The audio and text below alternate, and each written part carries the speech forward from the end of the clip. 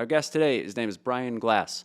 He is the founder of a project called the Jerry Feightner Project. It's an NFT project that starts next week, and it has a mission of ending the opioid addiction in the United States, and we're excited to talk to him today. Bryan, how are you? Hey, good, Brian. Thanks for having me. Good, thanks for coming on. Yeah, thanks for taking the time. We're excited to hear about the project, but for everyone at home, tell us who you are. What's up? Well, my name is Bryan Glass. I run a few different businesses.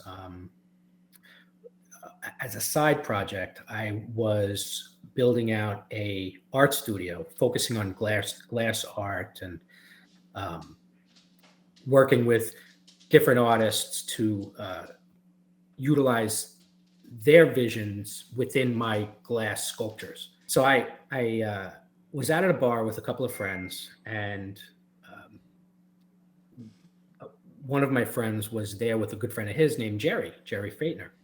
And I never met Jerry. I heard a lot about him. A bit of an eccentric genius. I didn't know he was an artist. I knew that he was a bit of a mathematician and you know into science and whatnot. But we got to talking because I was telling the guys about the art studio I was building out and that I was looking for artists. And he showed me on his phone some of his work that just blew my mind. I didn't know Jerry was an artist, but I just immediately was drawn to his work. And it's digital art. He creates mainly through Photoshop. He's been doing it for many years, has a bit of a following, bounced around at different art shows showing his work. And it's just phenomenal work. Um, Utilizing a lot of colors and shapes, and the images are quite dark though, and we got in a long conversation. Just we were sitting outside of this bar in town on Long Island, and we were just sitting there for hours and just looking at his art and talking about his work and talking about his life. And I offered to hire him to come work at my studio. And I basically commissioned him to just create art pieces for the project and also for himself, because we were going to work together to further his career as an artist. Um, he pretty much quit his job at the time and worked for me basically full time, just creating. And he was creating piece after piece after piece. And I'd say just before the pandemic hit, uh, I got a phone call from his sister, who I never met or spoke to before, and she told me Jerry died. I couldn't even believe what I was hearing. Um, she said he overdosed on heroin. I didn't even know Jerry had a drug problem. He kept it a big secret. You would never know, right? Brilliant, smart guy. He also had cerebral palsy, so he was a bit physically handicapped, and you would just never know that Jerry had a serious issue that apparently I found out from his sister was on and off, and she had thought it's been off for a long time, but apparently it wasn't, and also apparently it was an accidental overdose. How long did you know him? I well, he was working for me for a year prior to his death, and um, and he pretty much went to work for me right away after I met him. Right. So and that happened about a month before the pandemic started. So this was February of 2020. Hmm. 2020. What made you want to hire him so fast? If he made that fast of an impact on you, I mean, besides having really good art, was there something else about him? It must have been. When you just know something is right, and it almost feels you just can't describe it, right? Like you get goosebumps, something happens, and you just know for sure something is exactly what you're looking for. So the second I saw Jerry's art, I knew that was exactly what I was searching for my glass work, right? Um, and a lot of times I like to take time making decisions with things, and this I immediately made a deal with Jerry and let's go to work together. And then so it was a year that we worked together in that capacity before he died, and that was February of 2020, I believe, January, February. What were you looking to do with the stained glass stuff with him? What was that project So all about? for me, it wasn't going to be stained glass. For what we were working on, creating life-size glass sculptures. When I say life-size, I mean a block of glass that might be taller than an average person, that has multiple panes of glass. This was the vision anyway. Had multiple panes of thick optical quality glass, and I had a huge printer, right? A humongous PNC computerized operated printer, where we would take Jerry's images and work it through another software to create a three-dimensional definition of his images, and print those various layers of his images on the glass, taking slices of the three-dimensional image, so that when we would fuse the glass planes together, it'd be a block of glass, and stand it up, you would see a three-dimensional image of Jerry's artwork within the glass blocks. Wow, very cool. Was that your idea or his, or was that a collaborative No, idea? it was my idea using his imagery. My idea for the glass work and the platform of the glass blocks.